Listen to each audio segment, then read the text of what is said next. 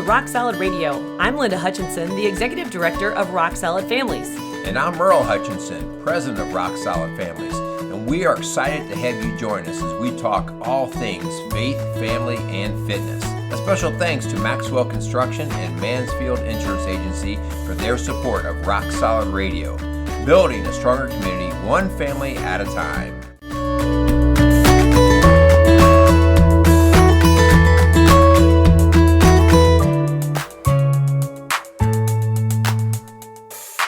Welcome to Rock Solid Radio. I am Linda Hutchinson, the Executive Director of Rock Solid Families. And honey, your show on Spoiled Brats last week really stirred the pot. It was awesome, Linda. It was awesome. Well, it stirred the pot a little bit, but not in a bad way. It just got people talking. Like, we're all trying to do this parenting thing, and we question ourselves probably way too much, and everybody kind of gets their toes stepped on when you say spoiled brat, or is your kid a spoiled brat? But we're not calling anybody's kid a spoiled brat. What we're trying to do is just not let our kids be spoiled brats. Yeah, right. And just remember, that was your idea to call them that. So. Oh, man, throw me under the bus. But full disclosure, we don't have all this figured out either, hon. We're still a work in progress. We are a work in progress. Sure. We joke about it. We had our first two kiddos, had our bumps and bruises raising those two guys. We thought, hey, let's bring in three more, and thought we would be pros at this. And it's kind of like, anytime I've ever run a marathon or anything like that, you think, well, I've done it once before. The second time's got to be easier. No, it's just as challenging, maybe more challenging. Yeah, so if we're a work in progress. If people don't know our story, we do have 5 kids, ages 29, hon, can you believe that, to 12. 2 of them are married out of the house with 4 grandchildren. But 5 years ago, we adopted 3 more. They were siblings that were in your school building in the elementary school. And now they are almost all teenagers. So yes, 16, they 15, are. and 12 and a half, he says, not just 12. He claims the half, every bit of it. Exactly. Every day of it. So we're in the trenches with you. So if you didn't listen to our show last week, we really encourage you to do so. Hun, this week's show really is like a part 2. Yeah, we would call this like a part 2. So it would be important to chime into that part 1. Yep. But this is going to be a little different because now we're actually talking about the kind of the final launch, right? Getting our kids ready to walk out the door. One of the things, hon, we talk about in just about every single show is what kind of adult are you trying to raise? Yep. And now in this particular show, we're really seeing, did we raise who we wanted to raise? Right. They're getting ready to walk out the door. Are they going to be able to take care of themselves, be successful, be happy, be problem solvers, be followers of Christ, all of these things. And so basically the rubber's going to meet the road here. But before we do that, Hunt, we're going to be talking about young adults and how do we help young adults succeed. And maybe you don't have a young adult in your home, but maybe you work with young adults, or maybe you're mentoring a young adult, or you're the boss of a young adult. And so we're going to be talking about how do we help young adults succeed. But let's pay some bills first. Yeah, let's pay a few bills. All right, we first want to thank Mansfield Insurance Agency. They have built a reputation in business on caring, listening, and protecting their customers. Mansfield Insurance Agency began in 1981 by Jim Mansfield and is dedicated to serving individuals and businesses in Indiana, Ohio, and Kentucky. If you have an insurance need, call Mansfield Insurance Agency at 800-230-3927. We also want to thank Maxwell Construction, which was founded in 1988 by John Maxwell. And since that time, Maxwell Construction has grown and expanded to be one of the most recognized commercial construction companies in the tri-state area. So if you have any kind of construction need, hospital, school, restaurant, apartment center, call Maxwell Construction at 812-537-2200.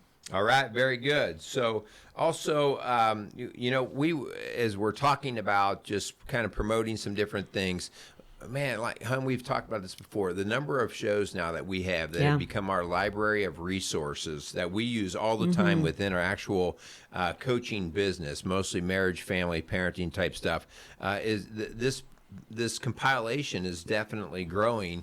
And so please check out Rock Solid Radio, which is your and my show, where we talk about marriage and family and fitness and raising kiddos and our faith and all those kinds of things.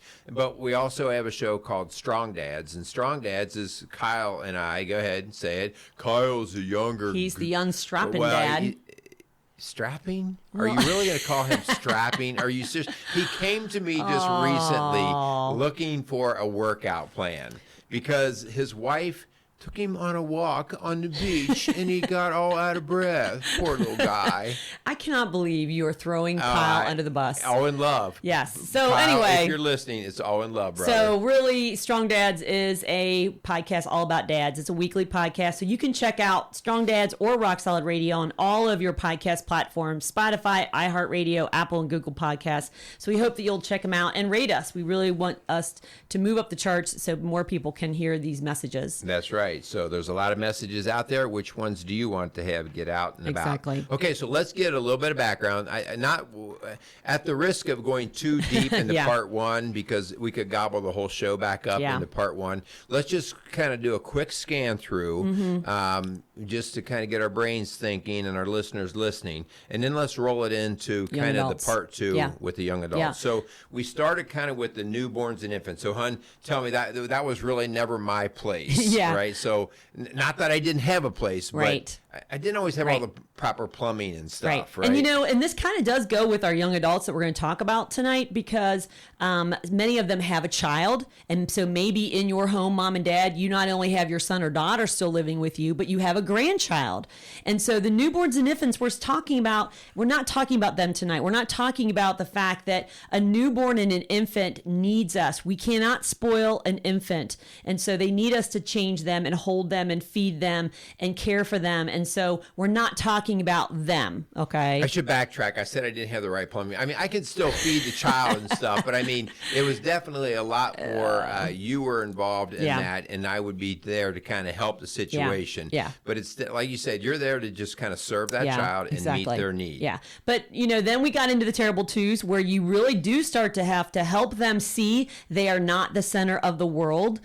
Proverbs 22:6, hun, tells us, start children off in the way they should go, and even when they're old, they will not turn from it. And so we have to plant those seeds now. So if you have a grandchild, let's say, in your home with your son or daughter, you have got to help them understand that they start to have responsibilities and they are in charge of themselves. And so we've got to help them to kind of learn how to, be responsible. Right. And then we get up into that early elementary age, and things are stepping up in terms of what our responsibility load that we're going to put on our kids. And man, this is, just coming from my background with all the years at the elementary school as a counselor, this is so tough for parents because they still want, in many cases, to baby their child and not allow their child to kind of own and accept the responsibilities that the teachers or the rest of the world seem to be putting on them. And the easy examples are, did you remember your homework? Did you where's your book bag? Right. Did you pack your lunch, or did you bring your lunch? Yep. Did you get your paper signed? And we frequently saw in that setting, the elementary setting, parents rescuing their kids. Yep. I wrote an entire blog article on are you a rescue parent? Yeah, and it's an excellent it article. seems to be continuing to get a lot of hits just because I think it hits a nerve with people. Like, I keep saving my child. And it feels good in a moment to save your child. Like, they forgot this. I'm a great mom. I don't want them to have a bad day, so I'm going to go ahead and take care of this. You really did nothing to help them get to what we're going to talk about today. Yeah. And actually, the reason why we bring up the toddler years and the elementary school years is that if we don't get this right as a parent, we are going to find out that we're going to have young adults who've regressed back into some of that they want you to take care of now that you're paying their speeding tickets and you're paying for their car insurance and things like that. And it's like, okay, if we did not help them to learn at a young age, they have to take responsibility for themselves. And again, I kind of said that they're taking care of themselves as a toddler, but that is that discovery of, if I don't put my toys away, they're going to get rained on and ruined. That's a thing that you help a toddler understand early. Right. And so those are the things that we've got to start planting seeds now. Yeah, and so then all of a sudden, we move through that elementary age and we kind of come into that middle school, high school time, Ooh. those teenager years. And this is really where it's interesting, because this is where you're seeing what type of kid you have, whether they are by their nature are a more independent or dependent kind of kid. And whichever they are, we always talk about this, hon. People want to read one book and figure out how to raise their kid on one book. Man, just within our home, with all of our 5 kids, everybody needed a different sort of approach, right. because one might be super independent and right. ready to fly yeah. when they don't even know how to walk. Yep. And another one is ready to fly and has no confidence to do that. And so yeah. the dependency becomes greater. But this is where you really kind of seek where your kid is. You figure that out, and you start to drive them to be the better version yeah. of that. Yeah. Okay. And so, this is, we talk about terrible twos, and it's because of that discovery of the world around them. But the teenage years, this is kind of like the terrible twos in a big body. Yeah. You And we can't begin to tell you the difficult stories that have been walking in our doors of teens out of control. Parents, this did not happen overnight, and there's not going to be a quick fix. And parents come to us all the time and say, how did we get here? And what can I do? Or maybe you're in a situation like we are, where we really got our kiddos late in the game. I mean, our 3 were 11, 10, and 7 when they came into our home. And so there was already a lot of bad habits that had been developed. And we had to really work on really changing that dynamic quickly. Well, and I think some clarity there is our kids, prior to coming into our home, they were disciplined. The problem that we saw, and admittedly, even because we still have a relationship with those parents, the problem was the inconsistency, the lack of predictability. And so this is really the training up kind of process that, and we deal with parents all the time. Oh, I'm a disciplinarian, but they swing from being like a super staunch disciplinarian to all of a sudden like the most permissive person in the house. And so it's that craziness that causes the child to basically, in my mind, I was like, they're going to hedge their bet. Like, well, will I get in trouble or not? It might be worth the risk. Today it's a no, but tomorrow it might be a yes. Yeah, and so if I ask 5 times. Our kiddos were used to that. And so we see a lot of kids that come in, and that's where they're stretched. So we don't know who you are or why you're listening to this today, because maybe you are a parent of a young adult and your family is struggling. Maybe you have a young adult who is out of control and you don't know how to help them. But there may be a parent who has a young adult and they don't know why they're not leaving the nest, why they're not flying on their own. And so, or maybe you're not a parent at all. Maybe God has placed a young adult in your life. Or, maybe you're the young adult and you're honestly listening to this because you want to succeed, but you have not been given the tools. There's we've had a lot of adults. I've worked with young adult women. You work with the young adult men who are coming in saying, please help me because no one taught me how to fly and succeed. I get a kick out of that. I have a number of, I'm going to just call them early 20-somethings. And, they come in, most of it is around the workout thing that we do here at Rock Solid Families. But they come in and there's just a lot of question asking and a lot of things that they kind of run by me. And I just think it's cool because they're not perfect kids at all, but they're seeking something better. They're hungry. Yeah. And so that's a critical time that we want to be part of helping them and challenging them. Yeah. And maybe you're a parent of a younger child and you want to finish well and you're wondering, what do I need to do now to help our kids to fly later? And so, if you have not done the things of last week's show, well, you may be listening to this show going, oh my gosh, Houston, we have a problem. So what do we do? And it is going to be like ripping a Band-Aid off of an old wound. It's going to hurt. Yeah. But in the long run, it's going to help your child succeed and for you to find some peace in your home. Yeah. So. Well, one of the biggest blessings, hon, that you and I would both say that we share is, and I say it kind of comes with a bit of a blessing and a curse. Our older boys, when they graduated from high school, they were both set to leave and start doing life.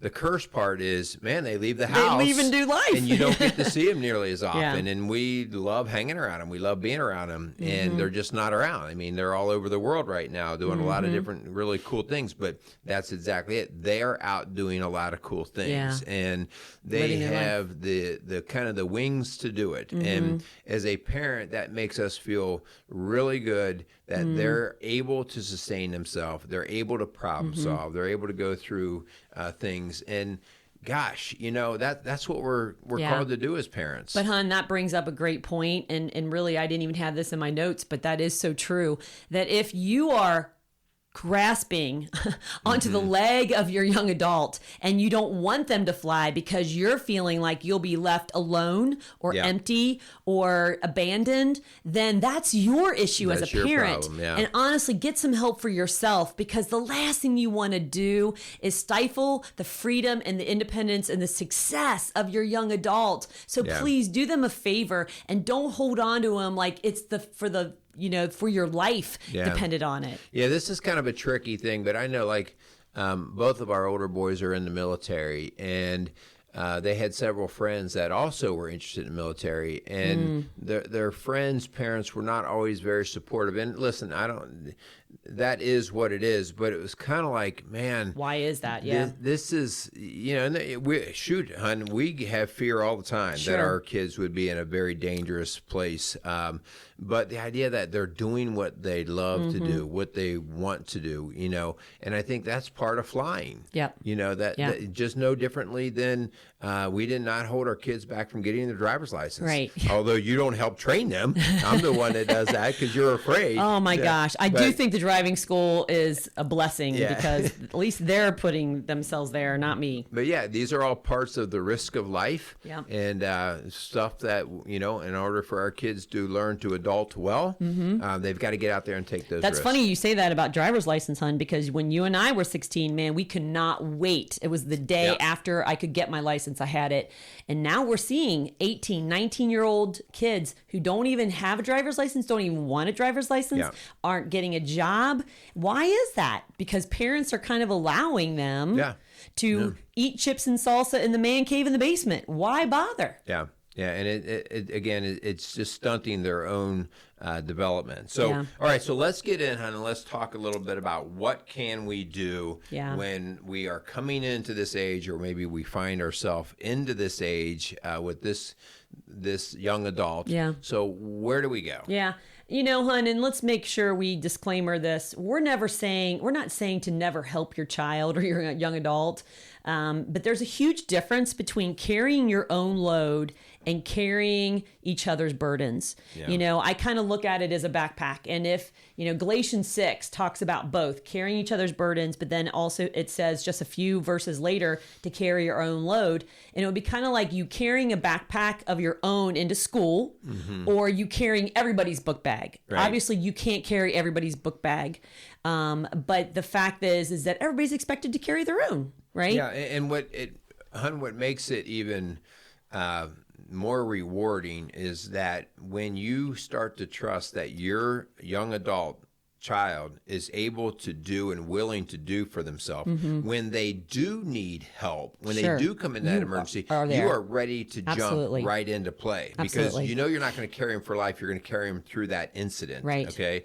And that's just really cool. Yeah. Yeah. And I do hear parents make excuses for their child. Oh, well, they have ADHD, or oh, they have a disability, or all, and come on, you're setting them up for failure if you keep using that as an excuse. Even, there's so many people out there with disabilities who would say, no, don't make excuses for me. We work with kids with disabilities. And the bottom line is, if they're going to live in this life, you have to say, how are you going to function? You may not do it like the other kid you're next to. Right. So how are you going to do it? And we can help guide and instruct and lead there, but they ultimately have to find the way to make this work. There's also in Galatians 6, verse 7 says, do not be deceived. A God cannot be mocked. A man reaps what he sows. And so it's really important as a parent that our kids reap what they sow. If they make bad choices, I know there's there's natural consequences, and we cannot continue to save our kids, especially when they get in those later teenage years and young adult years.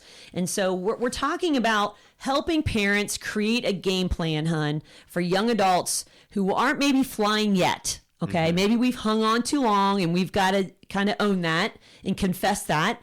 But, here we are. We're going to help parents. So get a piece of paper out. We're going to help you create a game plan. Okay, so let's get rolling. Like you said, you're at that point where you either are discovering or you've already discovered that things are not quite where you want to be. So the very first thing, and this actually even starts at the newborn, hun, but now it's usually if we're at this age and we're realizing we've got a problem, probably we weren't doing something we should have been doing at the earlier ages. And so the very first thing is mom and dad, you got to get on the same page. Oh, yeah. So this is hard because we see one of the adults saying, I don't care. They can stay in the house until they're 30, like 'em they're here. 40. Yeah. I like them here. It just makes our house feel complete. And the other one saying, They need to get out.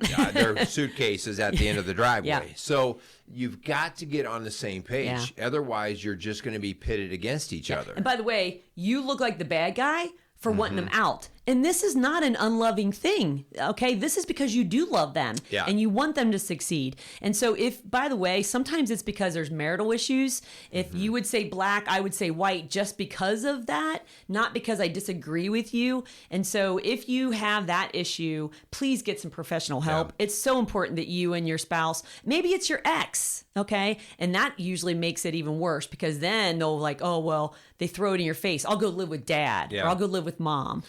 The difficult part, too, that we have is we're also fighting against a culture. Our culture has kind of faded from our natural rites of passage. Many cultures have a rites of passage where you actually go through an event or a ceremony where it says, okay, you're adulting right now, okay?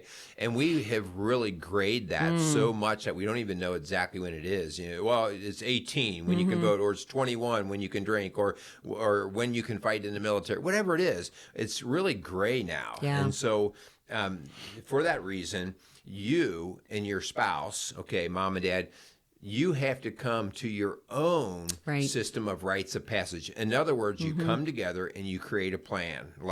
Okay, and you start the talk. It doesn't have to be in a derogatory way. I remember my parents always saying, when you're 18, don't let the door hit you in the butt. It wasn't really a rites of passage kind of talk, but it was. Yeah, you kind of knew where you stood. You knew where you stood, and you knew that, at least for me growing up, it was a matter of when you're 18, you're welcome to stay here, but you'll be a full contributor. And that meant paying room and board, doing, and that means you were staying in your own house, but you were paying for it because mom wasn't your maid. Yeah, especially now you went to college, right? And you worked. And so your parents recognized that. And so the rent maybe was only $50 a week or a month or something like that. But at least you were contributing. You knew that you had to do a part, but they also understood that you were going to school and working. And so that was going to be modified because of that. But mom and dad, you got to create an action plan that you're going to take and present to your child in a family meeting.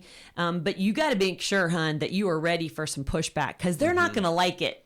You have coddled to them way too long and they like it. Well, there's going to be pushback if you have coddled to them. Yes. If you have, because this is how the entitlement mindset owe came me. to be. Yeah. So you were rescuing for the last 22 years and now you are going to try to pull the lifesaver away. And so if that is in fact the case, you're going to get some pushback.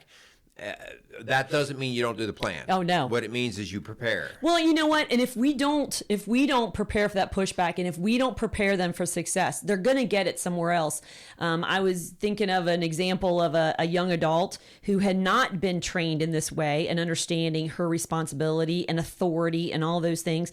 And she went and she had some hard times. She was in jail for a while and got out and got a job at a fast food restaurant. And her boss told her to mop the floor. Well, she didn't want to mop the floor. She thought it was beneath her and below her. And so she quit. Yeah. And she said to me, I felt like he was making the floor dirty just so I would mop it. And I'm like, that's your job. Yeah. But no one at home had told her, this is your job. This Yep. is what you do. And she's always kind of just told what she wanted. And that creates this monster that someone else is going to have to speak truth to them if it's not you as a parent. Yeah. So definitely prepare for the pushback if you have been setting the stage for that sort of entitlement mindset.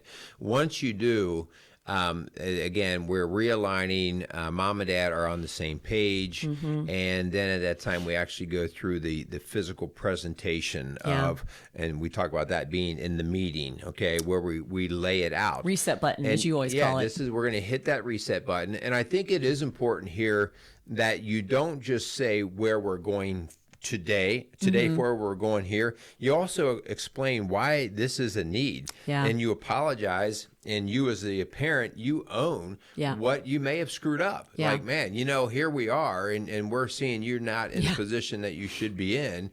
And so we're sorry. We're sorry. We've always done for you. We didn't get it, and now we are. Share the show. Yeah. Yeah. So now is the time that you do the presentation. Even with that, there still can be kickback. Sure. Okay. And I think that you got to be specific in a timeline, hon. And it doesn't have to be like tomorrow your stuff's out in the curb. If they've never had a job, if they don't have their license, if they've never lived on their own, then those are the kind of things that you say, okay, here's what we're going to do. We're going to create a plan. We're going to get you a job. You have to get a job in the next 30 days. Okay. And you're going to save some money because by the end of the year, you're going to save enough money because you're going to move out or you're going to get a car or whatever. Make those timelines realistic, but firm. And also state up front, at the end of this time, you're either going to be out and have this job or whatever it is. And if not, here's what it's going to look like from our end. And you have to state those things, but do not talk off the cuff. No. In other words, that becomes like, and if you don't do this, I'm just going to kick you out. Well, or you're out tomorrow. And so we really have to have the plan. And boy, don't think you're not going to be tested on that. No. We see it all the time. Well, okay, 3 months is up and they don't have a job yet. You said you were going to boot them out of the house if they don't. So what are you going to do? Well, and you do have some hooks. So if you've been letting them use your car, then you don't let them use your car anymore. You don't pay their insurance anymore. You don't buy their phone anymore. You cut those things off. If they don't have the job to pay for it themselves, they don't get it. And you're going to go, oh, but they have to have insurance. No, they don't. If they're not got a job, if they don't drive. Hannah, if they're over the age of 18, all right, they have to eat. Well, let them find out how they're going to eat. In other words, you do not have to put yourself in the parenting role for their rest of their life. I mean, this has to be owned by them, and don't guilt yourself and saying, well, they have to have this, they have that. Well, let them find a way to do that. And they're going to guilt you. They're going to try to think that they're going to starve to death. And again, we want to set them up for success. So create the plan, help them create an action plan. They might feel overwhelmed. I have a couple young women who feel overwhelmed about the idea of adulting altogether. And so I'm walking alongside them, helping them create an action plan for their life. So we got to set up a family meeting though, hon, but don't do it in a time of high emotion. Like you said, pick a day, create a calming environment, maybe go out to dinner or something so they can't explode on you, set it up for here's what we're talking about. And again, say, we love you and we want to see you succeed. Yeah. I think that's just important when we do it from a strong, stable backdrop. Then it takes the emotion out of it. And your child gets the idea that, okay, I don't like what I'm hearing, but nobody here is yelling and screaming at me right now. And so it allows them to just sort of, and again, you're not demanding answers from them right away. You're just you're presenting. And a lot of times when I present something to you that I know is not going to be easy, or you present to me, we always say, I don't even want you to respond. I just need you to hear me out, and we'll think about it, and we'll come back and talk. And so, you may get some ugly rejection, by the way. And this is really, honestly, hon, why a lot of parents won't do anything. Because they're afraid of losing the love of their child. And we go into a codependency relationship that is so unhealthy, especially, hon, a lot of times there's some addiction or some issues there that they're afraid are going to just be escalated, and it's hard. It's hard to see your kids be hurting or fail. Yeah. So in doing all of this, is this a guarantee that your child, your young adult, is going to succeed? No. Okay. It is not, because the underlying issue that all of us humans have in this country is this thing called free will. Yep. We have our choice. All right. And so you making the statements doesn't all of a sudden make your kids successful. Yeah. It puts the ball in their court to figure out what they're going to do with it. And Yep. so when they fail, when they fall, this is going to be the hard part where we're going to ask you, refrain from saving. Yep. Okay. Step back, let them wipe the dust off and figure out the next step forward. And hun, I'm glad you said that. And they can't own it. They can't Yeah. own it.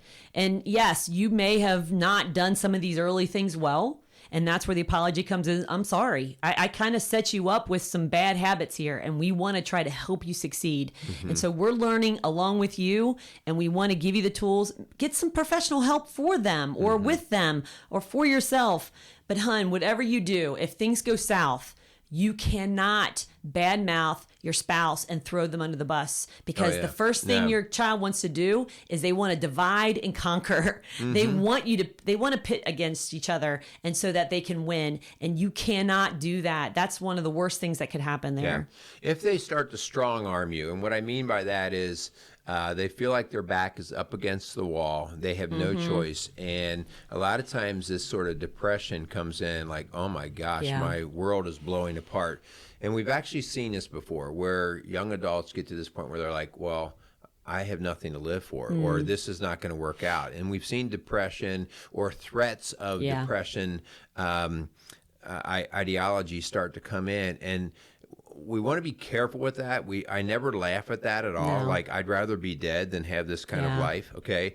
But I am not going to rescue and change when I hear that sort of talk, okay?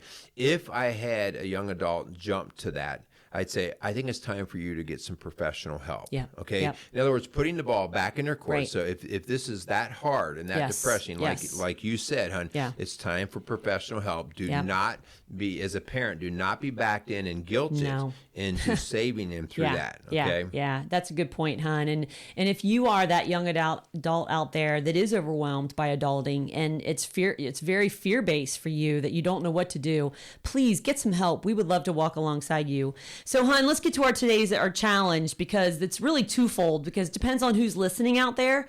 If you're a parent or a mentor. I don't think many young adults are listening right now. I don't know. You think? I don't know. We have some young adults that we work with that I'm going to assign this as homework. But, there you go. If you're a parent or a mentor or a boss, are you setting your young adult up for success by making them carry their own load, whether they want to or not? Are you letting them reap what they sow? Are there natural consequences for their actions? Or are you saving them? That's really a big question to ask yourself.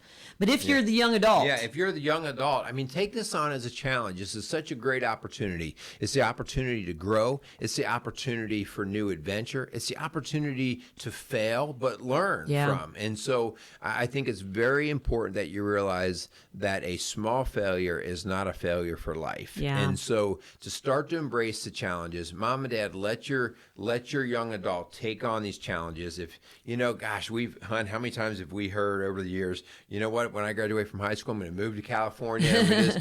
And, I have no problem with that, as long as they find the means to do it. Okay. Exactly. They're not going to do it on my dollar. Yeah. But that is the time. Like, when I graduated from college, I went out and did a long summer-long bike ride. Yeah.